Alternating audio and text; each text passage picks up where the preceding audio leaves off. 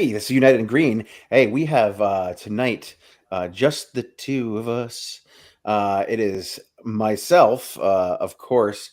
I look a little different. I've lost about 7 to 10 pounds of facial hair. Uh, what's unfortunate is that it really highlights my second chin here and my butt chin, my cleft. Um, that happens unfortunately. It's one of my least loved features on myself, but which is why I usually cover it up with a beard. But um, it is what it is. We lost the playoff. We finally got knocked out of the playoffs. I started growing the beard back preseason last year. So that was so we're looking at about a year and a half of growth there, and that's why it looked so gnarly and so gross. I hadn't touched it, trimmed it, anything, except getting the mustache out of my mouth. Um, that said, it was time for it to go. Having lost the playoff game in the fashion we did to one of the worst clubs in USL too. But so that's my story, and I'm sticking to it. We do have our returning champion. And unfortunately, we had a returning champion the previous podcast, and we gave that championship to our friend Will. But of course, Will is off today enjoying some local baseball. Um, uh, I can only assume because it's for the hot dogs. I mean, I'd have to assume. Or I what are the mean, kids calling it these days? Glizzies? glizzies Mm, is apparently what the yeah. kids are running with these days.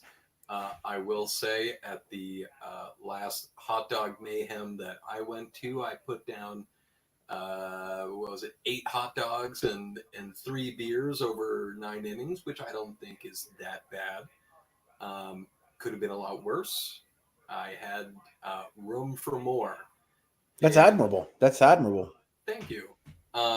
And while, yes, Mike, your beard may have, in shaving the beard, you may have taken away 7 to 10 pounds, but you also took away 5 years. Look at that precious baby cheeked face you've got going on there.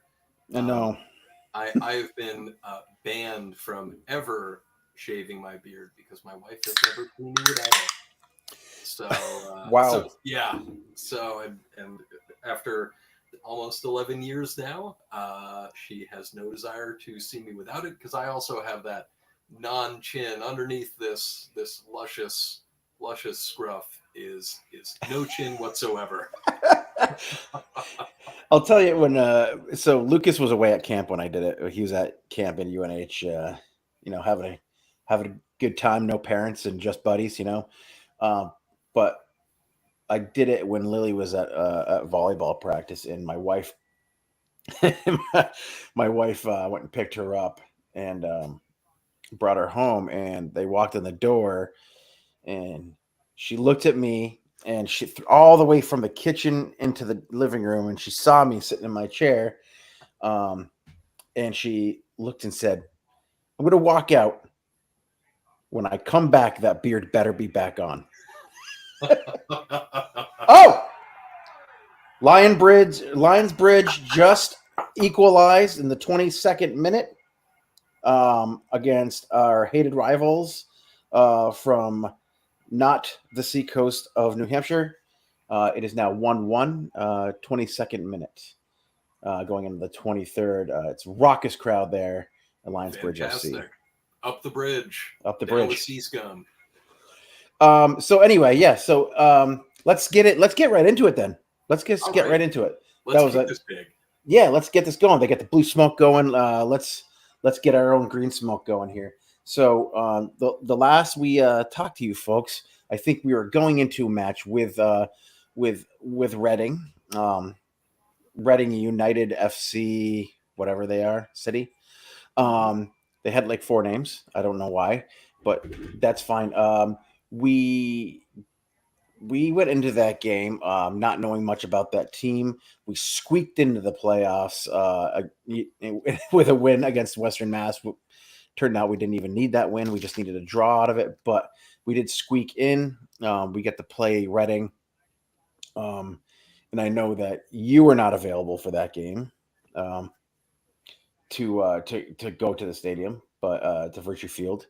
But um, let's just we can just talk a little bit about that game.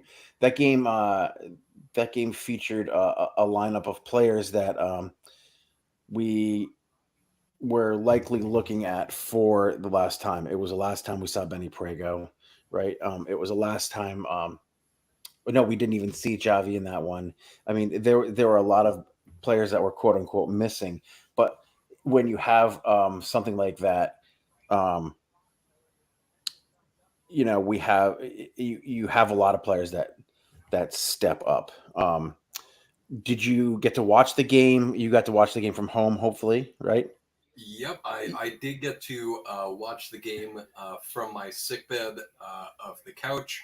Uh, in the words of some of our favorite early 2000s new metal, I was down with the sickness, um, and but I mean, it was a grinding victory. Obviously in the 90th minute on his birthday, Yannick Bazzini with the flicked in header from a Nathan Simi cross.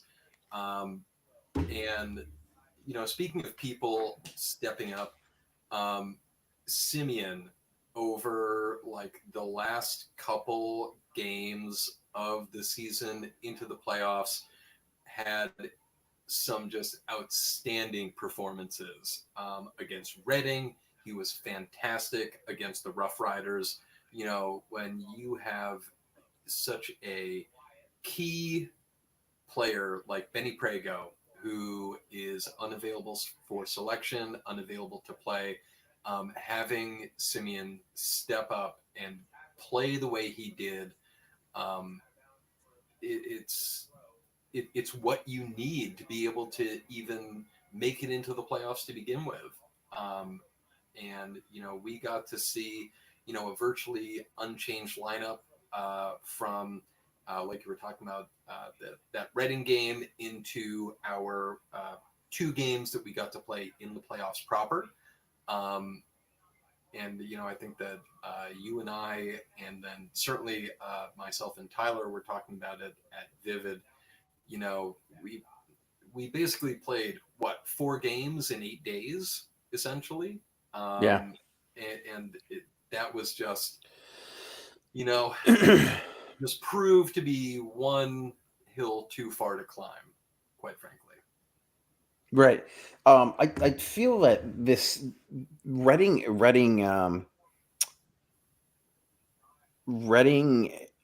I think in our eyes. I think we to a person on the podcast. I don't I don't like to make predictions because they're never correct.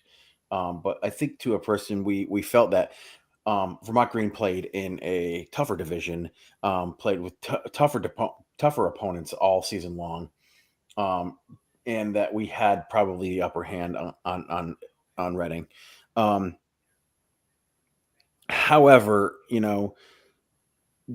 not knowing your opponents going into a playoff, especially in such a huge league, um, it lends itself to that type of a game, right? Where you're grinding and grinding and grinding, and there were not a ton of opportunities, but there were a lot of opportunities that probably weren't seized upon. I'm not going to sit here and say we didn't have a ton of shots on net, you know, and the goal coming when it did. Um, I think was pretty lucky, and it was a beautiful cross. He was not defended when he put that cross in, and Bazzini, like the the the skill that man shows, on a ball in the air and on a header, um, the skill that man shows in ball control and carrying the ball and tracking back and playing defense, especially for a striker with size. Um, we were lucky to have that man on the field. and to take nothing away from Jacob Labovitz, but Jacob plays a different style of game. Um, another player that really stood out for me in that game too, who has had kind of an up and down season, was Sam Layton. Um, Sam has disappeared at times. He has reappeared at times. Um, we knew what we were going to get out of guys like Musa, like Reed Fisher. Those are known quantities. Zach Zenge, the work that he puts in. Zach in that game. Maybe didn't have his best game, but he definitely goes out there and he performs. And he doesn't necessarily, in some games he doesn't necessarily add a whole lot, but lots of times he never ever ever takes away from a game. Does that make any sense to you? For Zenge. Yeah, for Zach. Yeah, I mean, I think that what I would the point that I would make about that is that the position that Sam plays and the role that he plays is a very, very challenging and very demanding one in the system that the Green like to play. Those holding midfielders of, whether it be Rodri, Pacella, Leighton, um, you know, anyone who's in there is so much asked of those players that if you make a mistake or you make a poorly played pass or you don't get to that second ball, it is going to have a lot more ramifications than, say, Zenge maybe not being able to make a perfect run to go and try and lose his man and make himself available for a pass down the wing. That's obviously not to say that Zach's role is not important. Obviously, it is.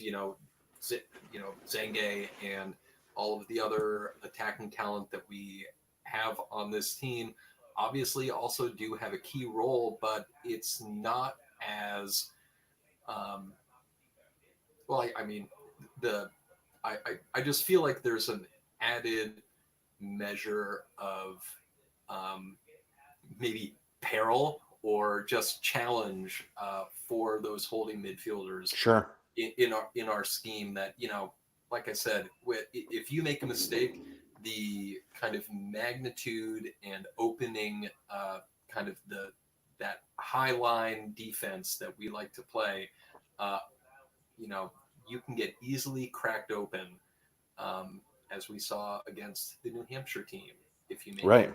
a mistake, it can really come back to bite you.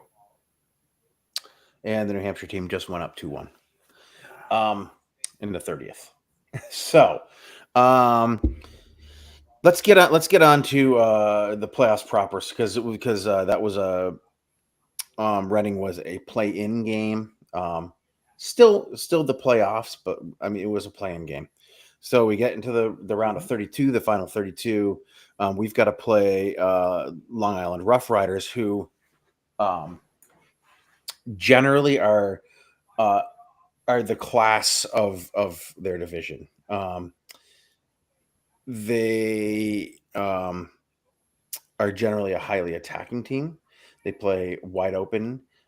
They don't like to sit back and defend and play boring football. They like to display their skills on the field, which I think helped Vermont in this game a lot, because um, we were able to kind of exploit that with with what ended up being a surprise kind of lineup, right? Because this is where you really see a lot of these players that you expected to be out there are gone. Rodri's gone, right? We get to see more of Nick Lockerman through these last few games. A lot more Jackson Castro. We get to see Jake play a lot. So we played two up front for this game, um, with Bazzini and Jacob out there. Bazzini, it seemed to most of the game he was dropping back a little further back into midfield, playing almost like a false nine, carrying the ball a lot more, distributing. Where you saw Jacob was way more up front. He was the driving force, pushing forward, exploiting space in behind and behind the Long Island defense. That said, Long Island. Long Island didn't they scored first, didn't seem to want to didn't want to take control of the game though. They were in control of the game for the first 15 to 20 minutes. We came out kind of slow and it seemed a little bit lazy. Um, obviously they had the trip to New Jersey after short turnaround. Um, and what a cool place, except for the field was an American football field, so lots of crazy lines on that field. Um, but so they had the trip from to New Jersey, so that's going to take a little bit out of you on a bus. Um, and they had very little time to prepare for this Long Island team, and this is a Long Island club that knocked us out of the playoffs in our dream season, our first season. Um, so I mean, we had a point to prove. And that point again was that we play in the toughest division in the USL2. We play tougher opponents. We're a better team. Uh, Maybe not necessarily on paper, but we are a better team. And I think we put that out there. Again, we had our Sam Layton, we had our Musa, we had our Reed Fisher, and um, the guy that ended up really standing out was a guy who has kind of taken kind of the passenger seat role for most of the season, and that was Jacob Labovitz. Um, and he put his skills on display. Sometimes, when you go out there, you have a world class display. Sometimes you have a stinker. And sometimes you just kind of fade into the background. This time, Jacob got that first goal and decided to take this game into his own hands. And he controlled this game, um, like you knew he could. He's played in bigger competitions. He's he's battle tested and he's time tested, and he showed it out there. And he showed his class and his ability to score and exploit space. And I'm going to make a comparison here. I'm sure that our eagle-eyed viewers have noticed the team jersey that I am wearing tonight. For those of you who may be listening, I am of course proudly wearing my West Ham United jersey from the 2016-2017 season. And a stalwart player on that West Ham team that Jacob Labovitz's performance really reminded me of is Michail Antonio. Michail Antonio is a physical specimen who knows how to find space and is smart enough to exploit that space, put himself into a good position. Oh my God. I'm sorry to interrupt. Again, Lions Bridge from way outside the box. It was a wow. I can't wait to go and watch the highlights of that goal on. I'm so sorry. Yeah, no, that's fine. Way outside the box on the right hand side. It was much like our very own Debo Nwagbo. Ooh, Except man, it didn't go into the far corner. It went into the near corner. Oh man, I can't wait to see that. It was one of the best goals I think I've ever seen in this league. Wow. Blue smoke again. 2-2, 38th minute. This game is a burner. No, I'm putting that on as soon as we get done with the pod. Excellent. But yeah, I mean, Labo was everywhere. He was doing his thing. He's able to use his physicality, use his smarts from his years playing in League One, to, like you said, like stamp his mark all over this game. With the hat trick, obviously, that he had. He also busted out the long throw. He was going Rory Yeah. Gillette, and just showing, just providing a different kind of weapon that even though they didn't score on any of those, they definitely caused some problems.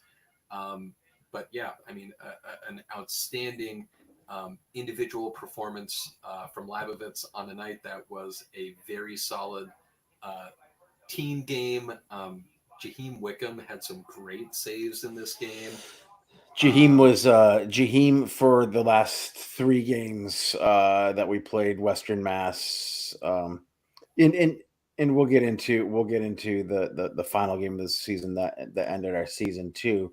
But like even that game, he was phenomenal. He made in the Reading match he a game saving save. He made a couple of game saving saves in the match against Long Island. Uh, the Long Island Roosevelts, as I call them. But wow, um, and I don't think we've given him enough credit. I think that um, when when he had to take over the sole goalkeeping duties um, midway through the season, well, mid to end of the season, I think initially he looked shaky. He looked like he was lacking a little bit of confidence. Um, we talk about a man who turned it around.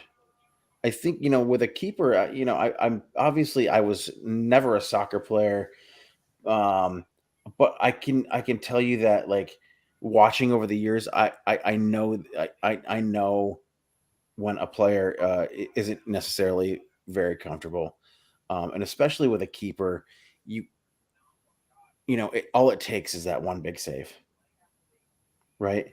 Yeah, I mean, And getting at your that point you're right for this league and for this club and wow, I was super impressed those last 3 to 4 games of the season watching him play. yeah. I mean, once he got his sea legs under him, I mean, just he is an incredible shot stopping keeper. He is able to just leap and stretch and make out Yep. again. 3-2.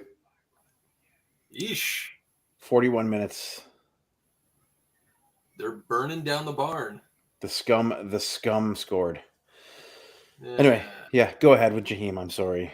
no, I mean, I have nothing but great respect and admiration for those games that he put in down the stretch for us. I would love to have him back next year. I don't particularly know how old he is or where he is in his collegiate career, but you know, those end of the season performances were just fantastic. Yeah, I mean, we even got to see him like he even started to get a little bit of that confidence. That Western Mass game, he had a little bit of that confidence coming out of the goal and sweeping a bit, and he started to use his punch effectively. So, I mean, he really impressed me. Like when we met him at the preseason mixer, um, I didn't know quite what to think, other than the fact that holy shit, this dude is huge.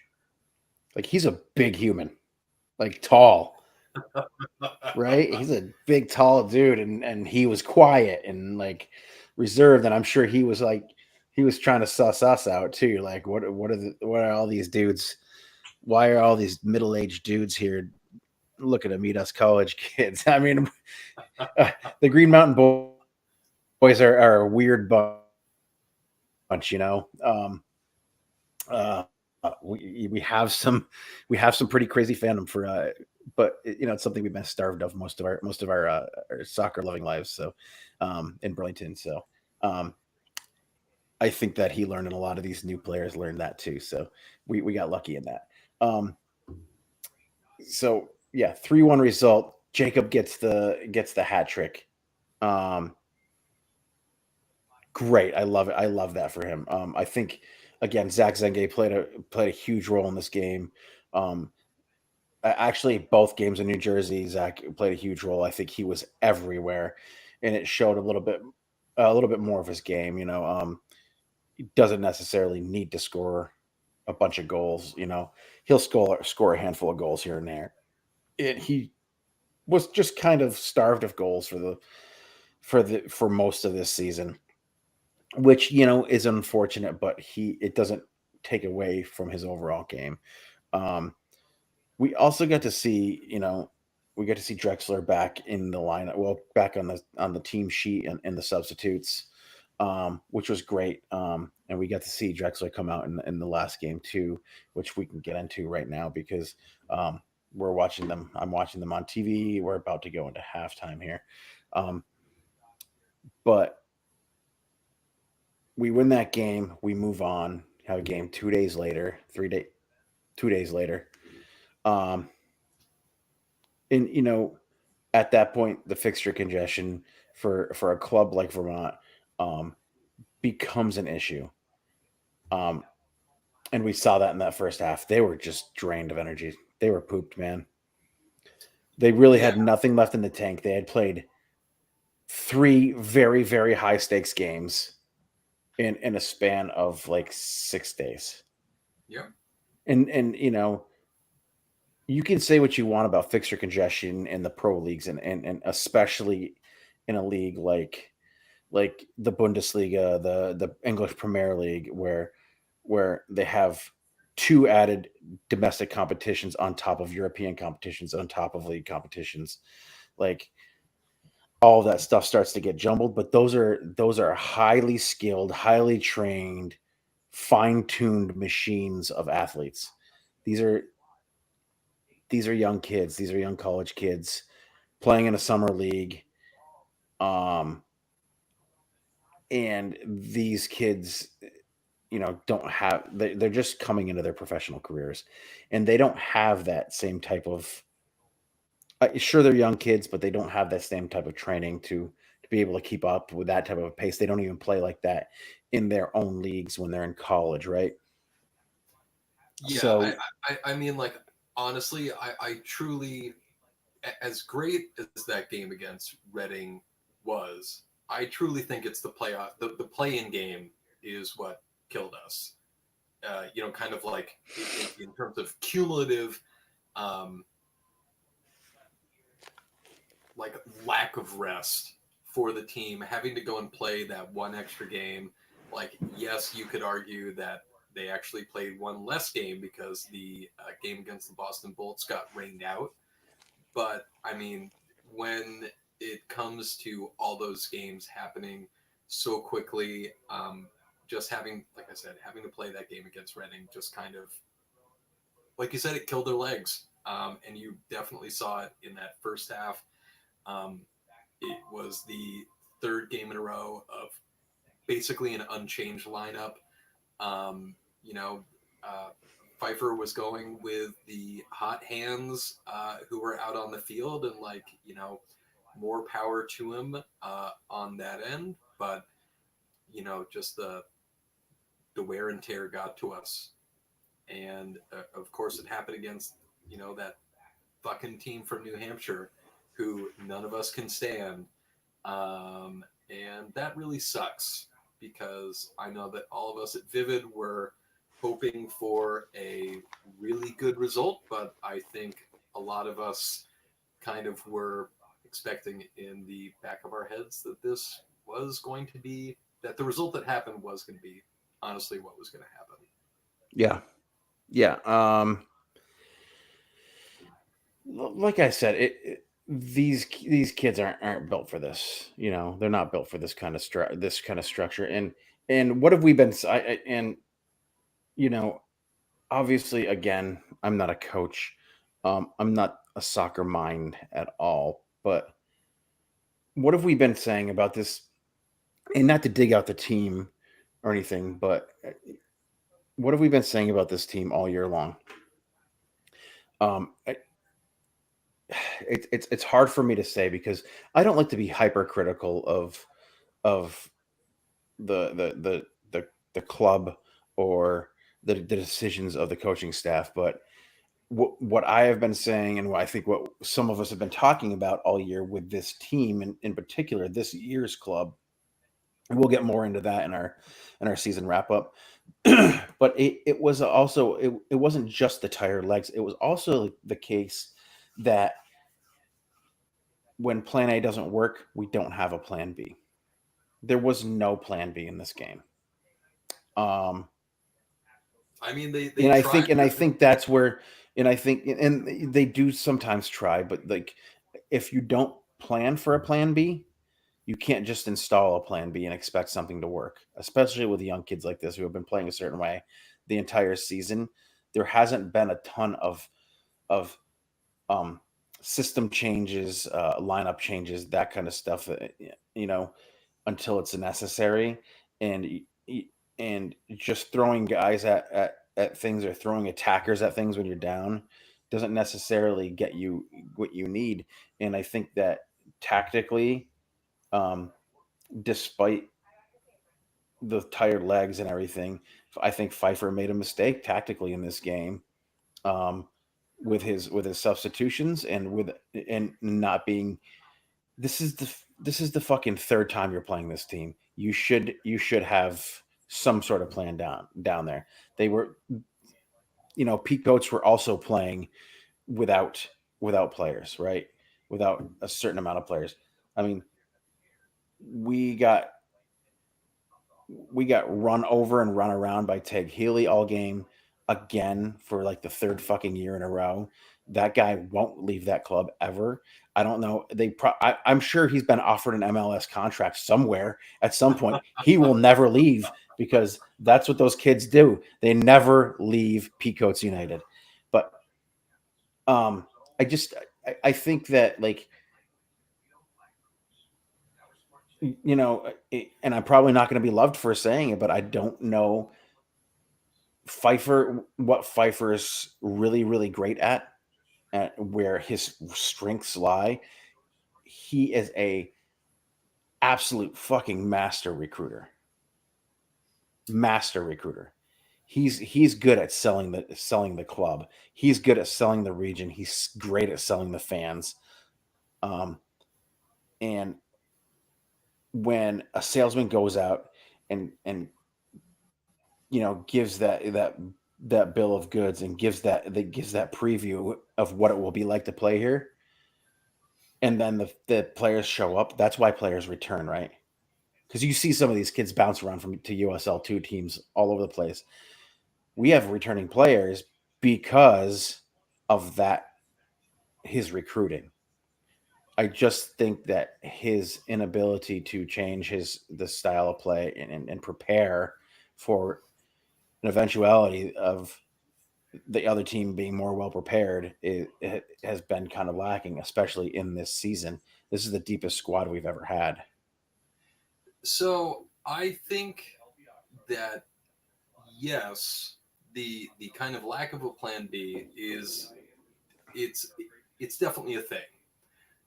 But I think that there is, like we've been talking about all pod, this is the division that the Green play in is I would say, the deepest division in all of USL2. We have us, we have Western Mass, we have the team from New Hampshire, hell, AC Connecticut, Boston Bolts, Pathfinder. They can mix it up and be feisty. Now, the tricky thing is that the system that we play, which we have played since our inception, is probably one of the best build up and transition games in all of USL2. We move the ball beautifully. When it works well, it works really, really well. The problem is that the two best teams in our division play an absolute shithouse, get in your face, two banks of four, fuck you style of soccer. And it is really, really hard to beat that kind of team. And, like, I do agree with you that, like, you've got to think that next year or over the off season, they are our coaching staff is going to sit down and just has to think of what is it that we need to do to get over the hurdle of consistently beating these teams. We've beat Western Mass twice. We've beat um, Space Ghost once, and that was away in New Hampshire. But and we've drawn Western Mass one other time, and then other than that, it's all They've beaten lost. us twice, right? Yeah. Yeah. So I think that I personally think that it's a little bit critical to say that a style of soccer that basically runs over every other team in our division, um, but kind of stutters against the two other really big teams is um, not that great in terms of coaching. But I just think that it's just being able to like see how good we are against every other team in our division versus how we play against these two teams is always just like such an utter kick in the nuts when we are at Virtue watching these games or watching them on a stream somewhere. And I mean, like you said, Pfeiffer, he is a great recruiter. We have amazing players who come here and they want to come here and they want to keep on coming back here. But it's it's a hard nut to crack when the other two best teams in your division are two of the other probably top 10 teams in the entire country. That just really sucks. Yeah. Yeah. I mean, yeah. Um, and like I said, we can get more into it, in a couple of weeks when we do our year-end roundup. Um, but um, it does suck going out to the team we did in the way we did, um, outplayed, outcoached, um, outprepared again. No, I don't like to make excuses for my teams when they lose games, um, but they were tired, man. It's a long season. It's a hard fight to get through, um, and I appreciate every single one of those players for what they did, and we'll get into that in a couple of weeks. Um, so I want to get into something else here because this is something that um, but we as fans initially were pretty like taken aback by, and then we're like, wait a minute, fuck you. um, and then we were stunned, and then we were angry, um, and now I think we need to get into a point where we are getting into a point where we're going to turn this around before it becomes a thing. Um, and use it as our own, which is social media FC. So I want to talk to you a little bit about um, why social media, especially this day and age, is super important for a team like Vermont Green, um, who doesn't have youth ranks to pull from, who doesn't have a long history, who is in the toughest division in this league, who is in a league, um, where, in order to succeed, you need all three of those other things, right? Because you see the teams they're always successful, especially in the East, the Pioneers, the um, the Peacoats United, the Lions Bridges, the Long Island Rough Riders, um, teams like that, the Ballards out west, right? Like those teams are the successful teams, and it's because they have big, long histories. They have youth systems set up that they pull from. Those kids play in those same systems their entire lives. Talk to me about why social media is so important, especially this day and age, and I mean, how it plays a role in the development of this team and this club. I mean, when you look at the social media response that Vermont got when we beat Lexington in the US Open Cup, it was bananas. We had Men in Blazers, we had Bernie Sanders, we had thousands of people going and connecting with the team on Instagram, on Twitter, on I'm sure on Facebook. If I had it, I'm sure that I would be able to check and see that. But to be able to create that um, that link with people who are not in the greater Burlington area or the greater Vermont area or hell even the greater New England area for you know those games and those um, videos that people share of the players jumping up with us in the South Stands. Um, that makes us fans. We have people who watch the green from all over the world, and that is something that does not happen by accident. It's not something that is just like, oh, look at this that went and fell in our lap. This is something that has been well implemented, well planned by the fine people who run this team. And you know, if if sea goats hadn't been around for as long as they have been, and like you said, have the kind of crazy youth academy that they have, if if they just kind of plopped into the universe, 3 years ago at the same time that we started in our first season, and they kind of had the same social media engagement that they have now, even fewer people would care about them than already do. And right now, there are maybe 50 people outside of the actual players' friends and families who care about that team or watch that team or buy the team's merchandise. You know, you Well, they can't buy it because their kids have to go there to play soccer. To play soccer. exactly. You got to go and buy that gross highlighter uniform that they're playing in right now.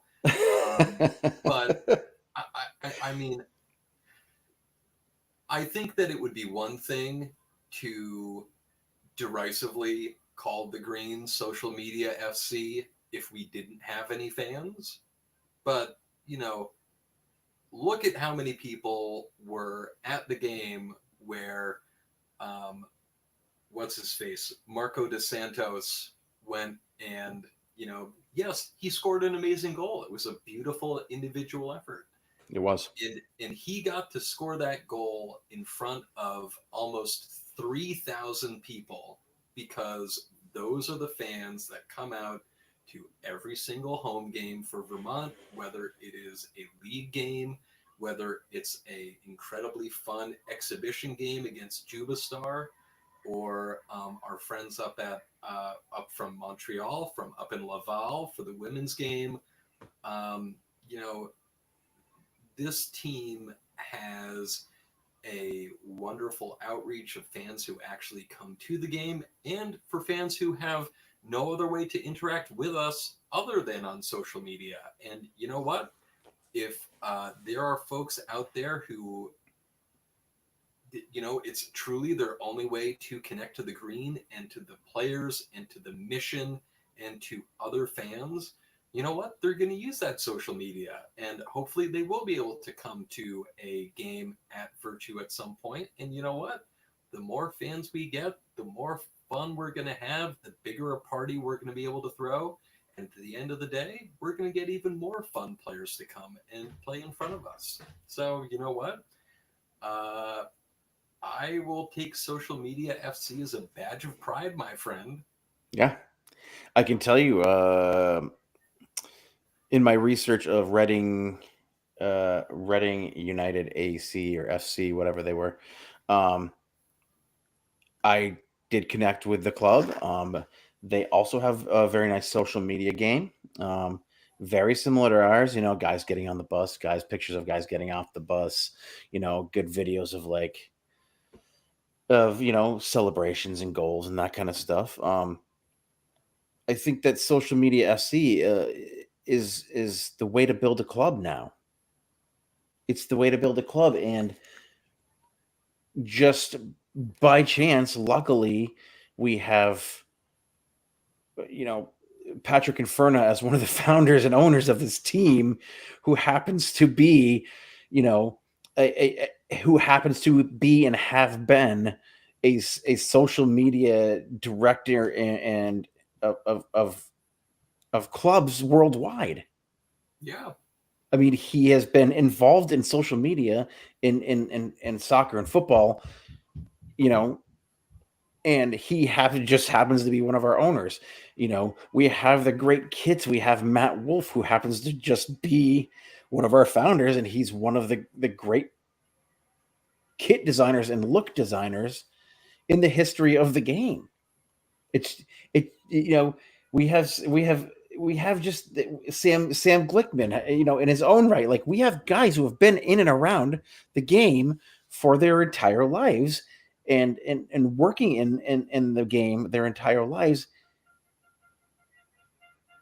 What do you expect?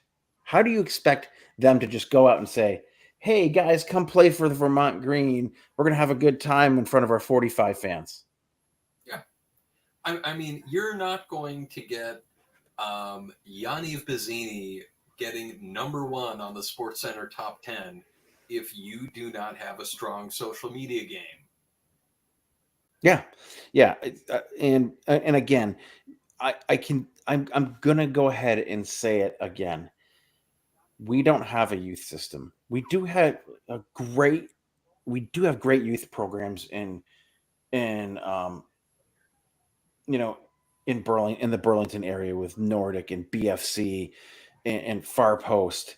Um, you know, and even in the surrounding areas in Addison and northern Vermont, like we have in Capital, like we have a good system here in Vermont of youth academies and you or not youth academies, but youth clubs where kids can go and play. We have great rec programs in Milton and St. Albans and Rutland have great youth programs. And I'm sure there are some great ones in southern Vermont that I'm not mentioning. We do have young kids we can pull, but they're not Vermont's own. They're not Vermont Green's own. This is how you build a club. This is how you build a team. And if you want to go ahead and try and use that to make fun of us, it just shows your pettiness and your jealousy. What other team in USL2 has a TV station? Yeah, I mean, again, And I'm not trying to be cocky. I'm just trying to say to those people who might be listening, those people who have hated on us, that this is how we build our team. This is how we're even as successful as we are, and not yet having won a trophy. yeah, and I mean, we as fans are, we as fans of this team are incredibly lucky that, again, we have such great owners. The people who run this team on a day-to-day basis are incredibly talented. We are so fortunate that this team is here, that we get to go and watch this team on a weekly basis when they are in season. You know, I am not going to sit here and lie and tell you that that is not a bit of great fortune that has happened. We are incredibly, incredibly lucky. But again, at the same time, we've got the social media but we also have the actual fans to back it up. There's Correct. a reason why, you can go and have these drone shots of a packed stadium full of cheering crowds. There are kids there, there's middle-aged people there, there's old folks there. There's folks who come in to visit Northern Vermont just to watch these games. It is it's an experience, and I think that you're right. I think that there is quite a bit of. I'm sure that there's got to be a ton of jealousy that there are, a bunch of other very, very good players in this league who are not lucky enough to be able to play in front of a fan base like Vermont has. And they put on, every other team that comes to Virtue every single year, they try and put on a show because they know that probably in that one game they're going to have more fans watching them than every other game combined that they're going to play that summer. Right. And again, that's a very special thing. Vermont's a very special place. This is a very special team with a lot of people that care very, very deeply about it. And I'm very proud and very happy that I get to be a part of that. It's a huge thing.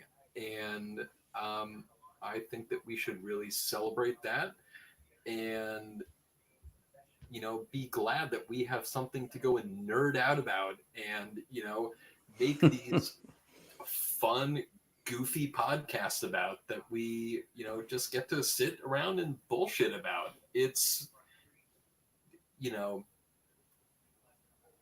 how many other USL2 teams have a podcast? I Yeah. bet not many. I don't know if any of them do, but I mean, we could research, but there's a lot of teams out there, and so anyway, I just want to say I echo all those sentiments. I completely agree with you 100%, and it's not like some internet troll is going to get on there, or even, well, we'll say Dos Santos is the one who started it. um, some of the pioneers fans have picked it up and rolled with it, and so if they want to build it with the other clubs, go ahead. um, we're here to party, we're here to have a fun time, we're here to razz the opposing players. And yes, like I said earlier, it is kind of weird for a middle-aged man to get out there cheering on these kids like a lunatic, but you know it's something I didn't have when I was younger, and I think it's a fun time. And if I get to go out and do it and act like a teenager or 20-year-old again for 90 minutes a game, 90 minutes a couple times a week for a few weeks in the summer, you know what? God damn it, that's what I'm gonna go do, and nobody's gonna pry that away from me. So, um, before we give our final thoughts, I want to do a little housekeeping here. We are the United in Green podcast. You can find us on all your favorite podcast platforms, including Spotify, Spreaker. I don't know, does anybody use Spreaker anymore? That was like an original one. Uh, but Spotify is the big one. Um, and Apple, if you want the code, I can give you the code, because Apple still won't put us on, which is fine. Apple's not huge. But what I do want you to do, and it's very, very important, if you're listening to this podcast the very first time, just go ahead and hit that subscribe or that auto download button, because that gets you the next episode and it lets you know exactly when it's there. Because with this league, you got games on Wednesdays, you got games on Saturdays, Sundays, sometimes Friday nights. You never know when they're going to come. We like to try and do it every Thursday night, but we don't always get there. So with that all said, I also do want to mention that we are partnered with the Blazing Musket. Blazing Musket is a soccer website that specializes in New England soccer, from our Vermont Green to all the way up to the MLS. So they also cover Harvard Athletic and Rhode Island SC. So go ahead and give them a shout. They do have a paid tier, which gets you some extra content. They have some great writers. Sam Bam is one of our favorites. Sam Minton.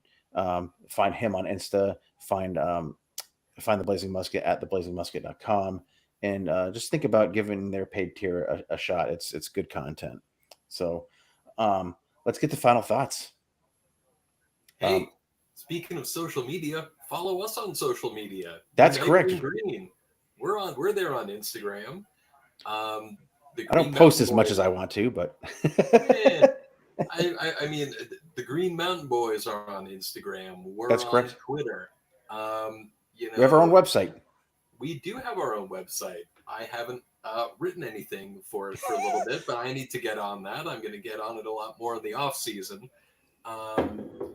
But you know, I know that we'll save the deep thoughts for the season wrap up pod, but it has been another amazing year. We had some beautiful, sunny, hot days this year instead of the utter rainfall and torment that we had last year.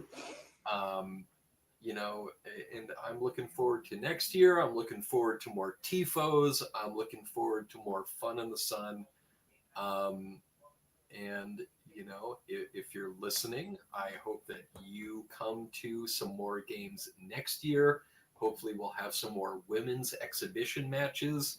Hopefully, we get Coach Mewis back in the bandwagon. And yeah, I mean, fuck yeah, next year's going to be a ton of fun. Tyson, there's nothing better than bonus football. Nothing. You know, nothing. And you know what? I think I said this before.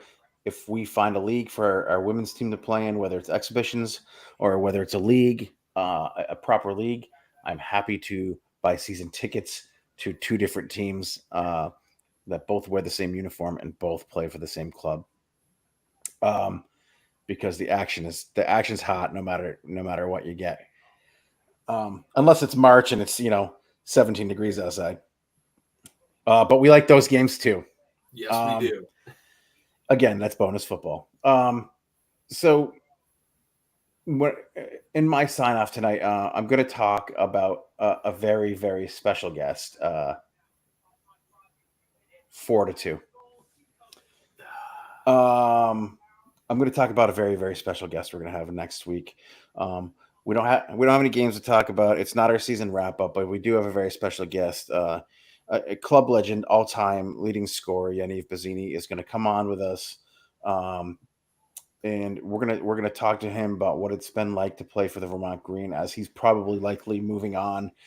He's got one more season in Vermont with the Catamounts, um, and hopefully we see him getting drafted in the MLS Super Draft, like a number of our players already have been. Um, so we're gonna have Yaniv on to talk to us about his experiences growing up in Israel, and his experiences playing soccer abroad and here, in the United States. So, um, and to kind of give a window into what it's like to be a beloved Vermont Green player. All the players that we have here have been beloved, but he, I think, is one of the tops, and I'm very excited to get him on. Um, I've kind of developed a little bit of a relationship with him over the years, over the last couple of years, and he's a wonderful young man with a big heart, and he's going to do this for us. So I'm very excited to have him on. Perfect. I can't wait. Yeah, absolutely. So tune in next Thursday at 8 p.m.